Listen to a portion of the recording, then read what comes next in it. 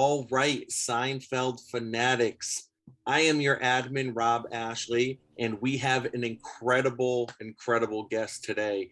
With us, we have Jonathan Wolff, the Seinfeld music guy. Jonathan, how you doing, man? I was in charge of the music. I turned that mother out. Listen, man, it is such a pleasure to have you on. You know, I want to thank definitely the moderators for setting this up. Rebecca Conrad, Susan Steele, they've been incredible, instrumental in doing this. But what a pleasure it is to have you on. I mean, you truly have created, like, you are like the oil for the machine. I feel like the music is so instrumental in Seinfeld. When you look back on it, and we're going to get to your whole story and everything like that, I want to ask you all about you personally, but looking back on it, hindsight, how does it feel to know your music has been heard by the entire world? It's nice that my kids have some evidence that once I had a job Now, and that something I did is enduring in addition to them. So, yeah, that's good. Now, you mentioned it so much time and distance between those Seinfeld production years and today has passed that at this point, I view Seinfeld and the music differently than when I was creating it every week. Now I'm kind of like you. I'm a proud member of Seinfeld fanatics. that's amazing, and thank you. It's an honor to have you there. And I got to say, it looks like you've done some straightening up around your apartment. Your place looks great. Thank you. Thank you. I cleaned because I knew you were coming by. Yeah, thank you. And maybe afterwards we can have some Hennigans and no smell, no tell. Don't make me quone you. Nice, nice. So now, when was the first, going back, what was the first episode that your music was featured on? Well, I'll make this easy.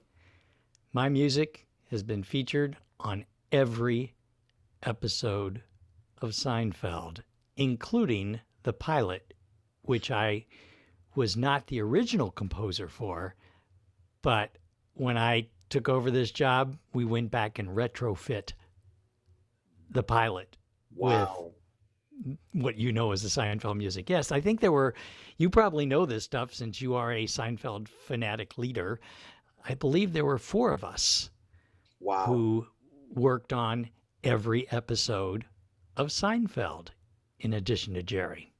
Wow. None of the other main characters were on every episode, Yeah. but there were four of us. I think it was me and Susie Greenberg, who had started as a production accountant and earned her way up to a producer credit, Stan Askoff, the props guy, and uh, Mark Hirschfeld, our casting genius.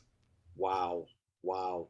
Now, when you joined Seinfeld, did you have any idea of, like, the genius that you were watching, or were you thinking, you know what, this is going to be a paycheck, and hopefully it lasts, hopefully it gets picked up, but if it doesn't, I'll be moving on to the next thing? When Jerry hired me for Seinfeld, I was doing a favor for a friend because remember, the order, four episodes, which is not really an order, it's an Yeah. insult. Mm. So, no, there were not high hopes for this show.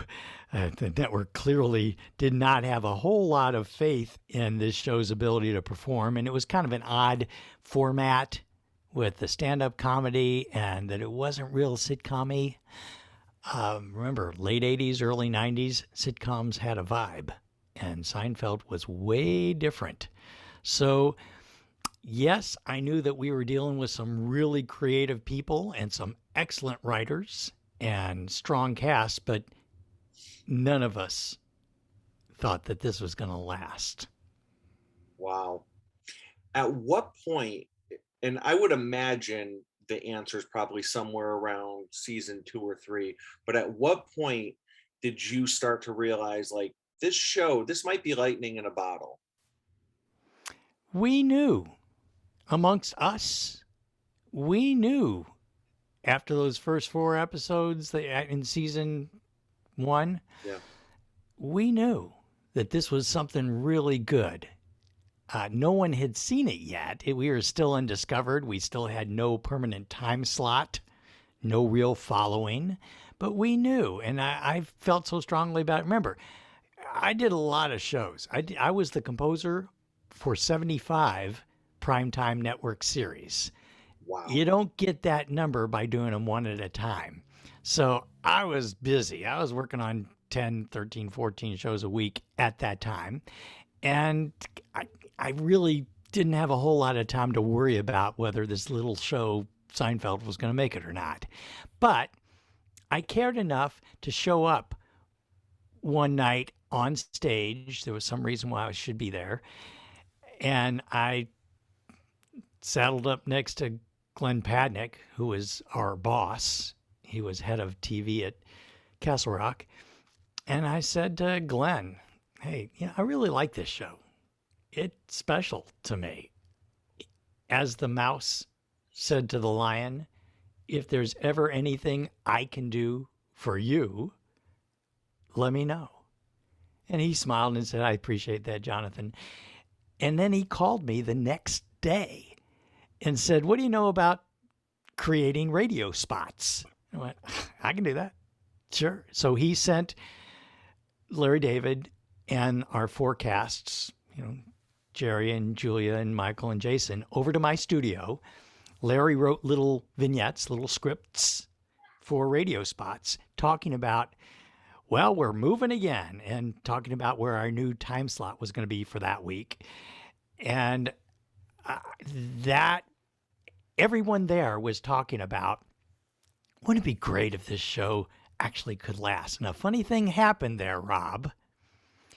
It's at my office, and I'm there. We finished recording these little radio vignettes, and there's a lot of work to do after you're through recording. You got to cut them up and edit them, make them to time, and package them and label them and make sure they're formatted correctly, all that stuff. So I'm doing that kind of stuff while they're all just hanging around talking. And Jason said something interesting. He had just done a series of villain characters where he's a really bad guy in several movies. For example, he was the bad guy in Pretty Woman. Of course, yeah. Tried to rape Julia Roberts, who was America's sweetheart. Yeah. So he said something interesting. He said, I'm just happy to have a character where people might like me. And Larry David, who is kind of on the other side of the room, he said, what'd you say? What was that? And Jason said, I just want to be likable for once. And Larry David says, I don't think so. It went back to whatever he was doing. And you could, from that moment on, George Costanza became more and more despicable. He became a liar and a cheat and all these awful things that we know George Costanza is, because Larry David knew that Jason wanted to be likable, and he knew that Jason had the chops to play George Costanza. And besides, even though it's a terrible, awful character, meaning badly behaving character, Yeah. that he'd be likable. And that's where it happened that day, I think. Wow. Because up to that point, George, he was a likable loser, right? Yeah, he was. Yeah. But he wasn't a terrible person. Yeah, He no, cared I about mean, other I people. agree. Like he was, he did well with the stock market, and he was, and he was kind of Yeah, like he had a doing this, job, he doing had 4 that. apartments. Yeah, exactly. So could you imagine if you witnessed the moment that Larry tweaked the character of George? That's I pretty was amazing. there. That's quite something. That's quite something. So Yeah, my mother was visiting. She was in town visiting when this is all going on. She had no idea who any of these people were. But before Jason and Jerry left, she said, oh, here, can I take a little picture of you with your friends? So there's a picture of me and Jason and Jerry from that day. You know what? I don't know if you posted it or someone posted it, but I saw that and I was like, wow. And I think you guys were like in jeans or something like that. Yeah, it was because we were in my office. We were Yeah, just yeah, hanging yeah. out doing radio spots. No, there were not supposed to be cameras there. It was my mother with her little Instamatic. Gotta love mom, right? Gotta moms are Yeah, always it there turns when you. out that's the only because no one else is taking pictures during those days. There was no digital cameras or anything, so that was just a funny little moment that we captured on a little Instamatic. That is unbelievable. Thank you for sharing that with the fanatics. That is That was a unbelievable. long answer to a short question. By the way, No, you're let's. welcome to edit out any of my rambling. You We're can keeping it discipline all. me like an elephant trainer. We're keeping it all. Now, do you, looking back over the series, do you have a favorite episode or maybe a top two episodes or three episodes where you're like, I can't really choose, but these are my favorites? As I mentioned, I worked on every episode, Rob. It's hard to pick a favorite, but I do have favorite memories Let's hear them. I of would love for you to working share some. on certain episodes. There was, nice warm fuzzies associated with a couple of those episodes. Like it was a really good day at work the day I went onto the set and accompanied Mel Torme live in front of the audience. The Velvet Funk, Mel Torme. Yeah. You're going to be sitting at the table with Mel Torme. Why? Apparently, he likes what I do. Well, yeah, he liked what he did, and it was fun for me to be there and accompany and play piano for him. That is unbelievable. Mel Yeah, Torme. Jonathan likes accompanying the Velvet Fog. Oh man, I bet Jonathan does. Absolutely. Yeah, Jonathan's new in town. He likes accompanying Mel Torme. That's incredible. That's something. And so to give the fanatics a little bit of side story to before we actually came on camera and started recording, out of the blue, you just played like 2 seconds of a jingle, and I was like, I know that exact scene that jingle's from. Here, I can do it again. You can do that. Wow.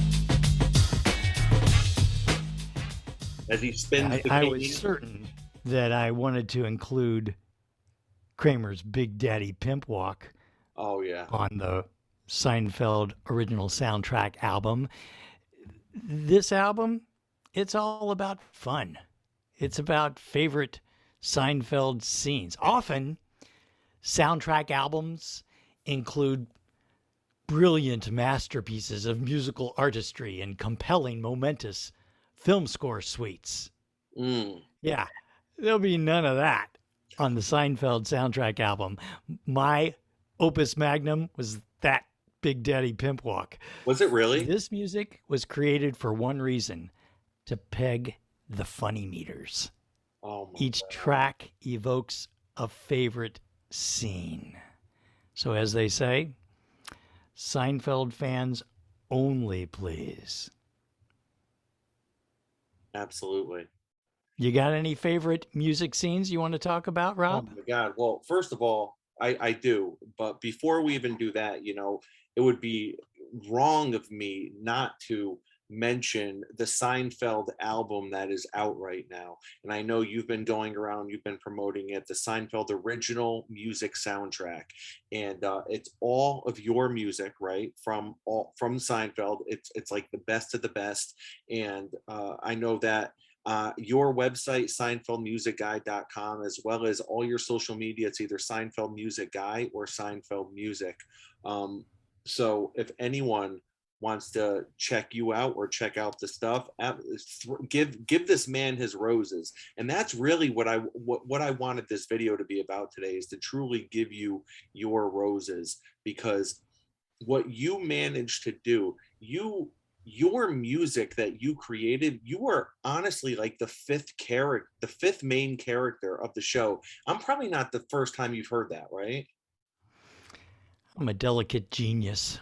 I really think Exactly, exactly. You know, just much like the doctors out there. Exactly. Yeah, you should call me Maestro. Oh my God, I love it. But I mean, seriously though, the Seinfeld music is just as much of a part of pop culture as Jerry's being on stage opening the show, and as much as George having shrinkage and being in the pool. You know what I mean? Like your music, I don't care if you're a Seinfeld fan or not. When you hear the opening jingle, which constantly changed, right? The opening jingle to the show was always kind of changing. Can you talk about that a moment? It was just Sure. minor tweaks. It was minor tweaks. So it's not like you ever strayed too far from the recipe, but you were definitely adding and taking away spices every episode. That's a good way of putting it, Rob. When Jerry called me, he explained to me that the opening credits for his show at the time called Seinfeld Chronicles Chronicles. Yep. The Seinfeld Chronicles. Yep. was to be Jerry doing stand up material in front of a small audience. He'd tell jokes, people laugh, and he wanted theme music to go with it. In the late 80s, early 90s, theme music for TV shows was happy, melodic, a lot of sassy saxophones and silly lyrics. Guilty. I created plenty of that kind of music. But as I told Jerry in that phone call, it was not going to work in this situation because that would have caused an audio conflict Definitely. with his human voice telling jokes. So I pitched this to Jerry. What if we treat your voice telling jokes as the melody of the Seinfeld theme? The words you say, the jokes you tell will be like the lyrics, and every time you do a different monologue, it's a variation on the theme. My job will be to accompany you in a musical way that's fun and quirky and will give a sonic brand to the show. Perhaps the organic human nature of your human voice telling jokes might blend well with the human organic nature of my finger snaps and lips and tongue and mouth noises, kind of like this.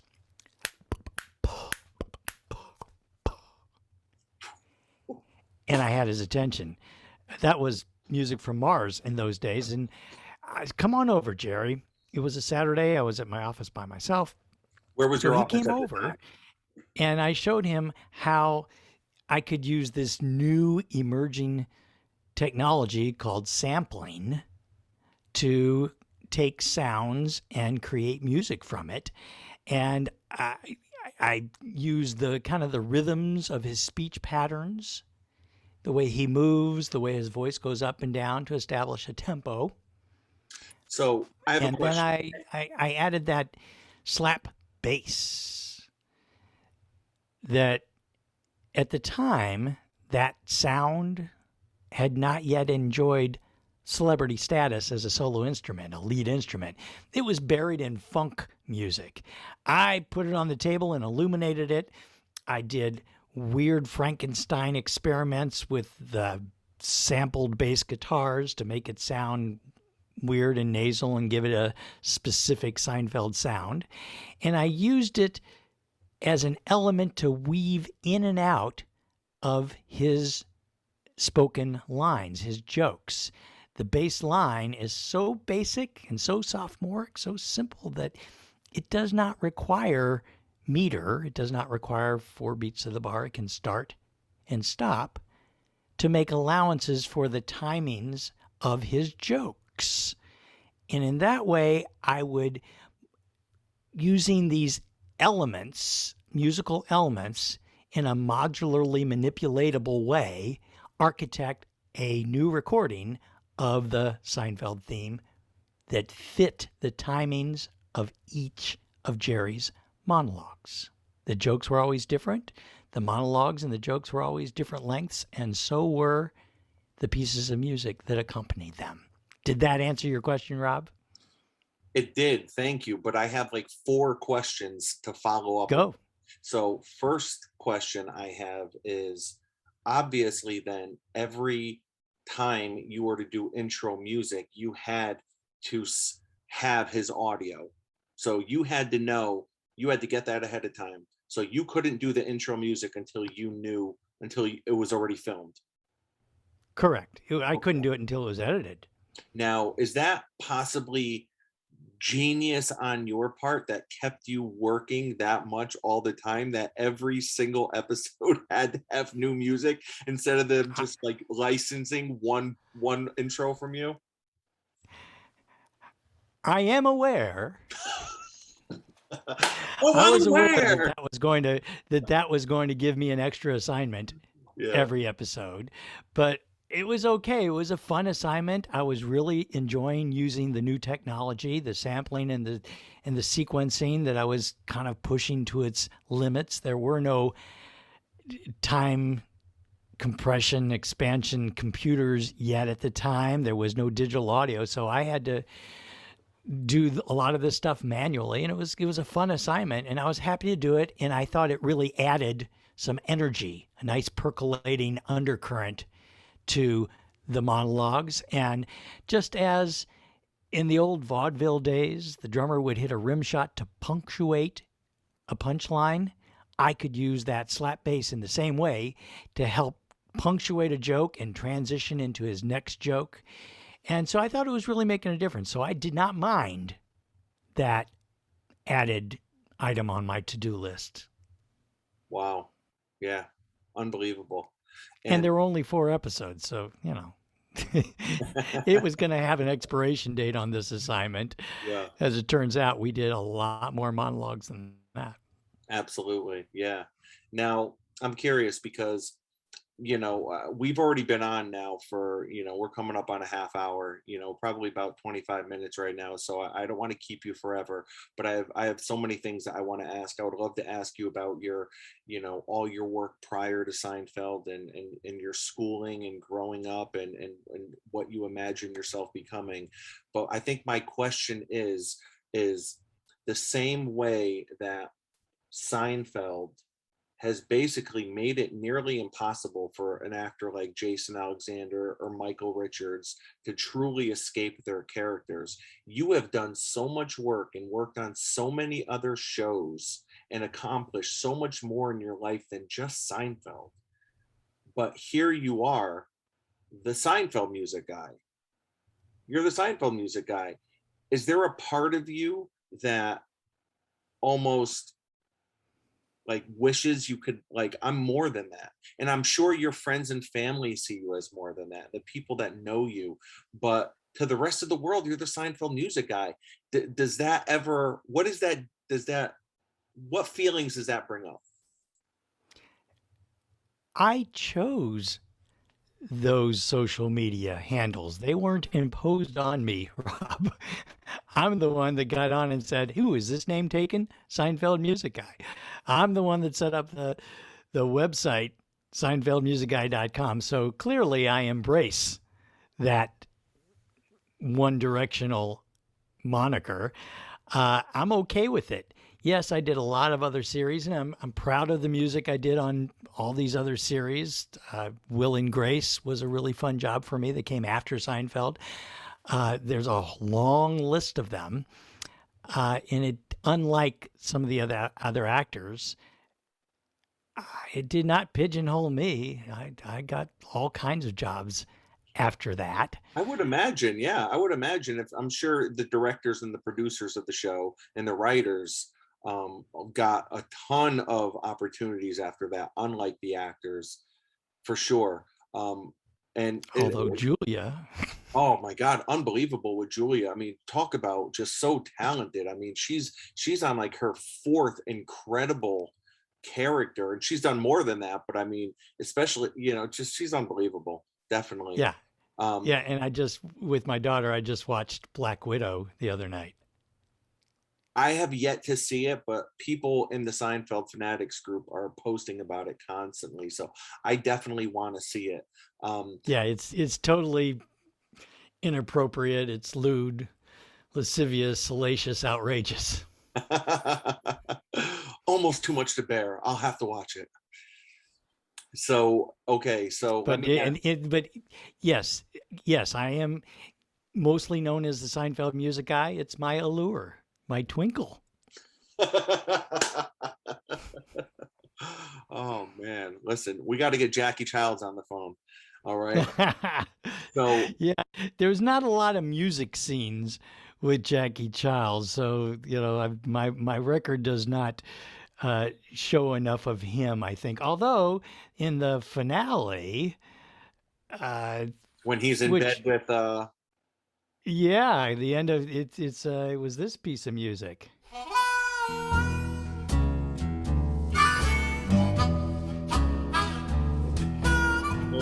While they're waiting for the verdict, Mr. Ross goes and buys a gun, and we find that Jackie and Terry Hatcher's character yep. are in bed together, and it ends with that. Uh, the finale did not get universally warm reviews. There was mixed feelings about it, and that's okay. It was a tough assignment, but one thing I think everybody agreed on was that it was fun to see all of those guest cast back again. And I And just got the goosebumps as you said that, because when you think about it, I think as the years have gone by, I have truly began to appreciate it for maybe what it is. So I was one of the critics as well of the finale, but I agree, there's no other way they would have ever been able to tie in a story where they could get all those characters. That yeah, was and there's no other way. So, and it's great because after all these years, finally they're held accountable. It's like yeah, exactly. If there is joy in Mudville, it's joy of all these secondary characters who are just so happy to grab their suitcases and run off to this trial and watch these guys finally pay for their sins.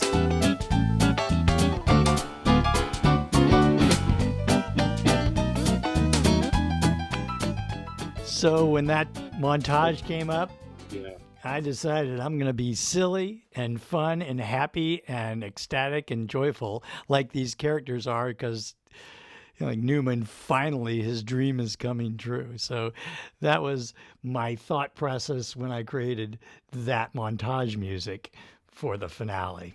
Now, when it comes to like those two pieces of music that you played, which were brilliant, brilliant, for the finale. I mean, all your music obviously brilliant, but when we're talking about something like the finale, now you just have carte blanche to do whatever you want with the music, or are you going and having to do rewrites because you're like, nope, that's not it, go back, nope, that's not it, go back.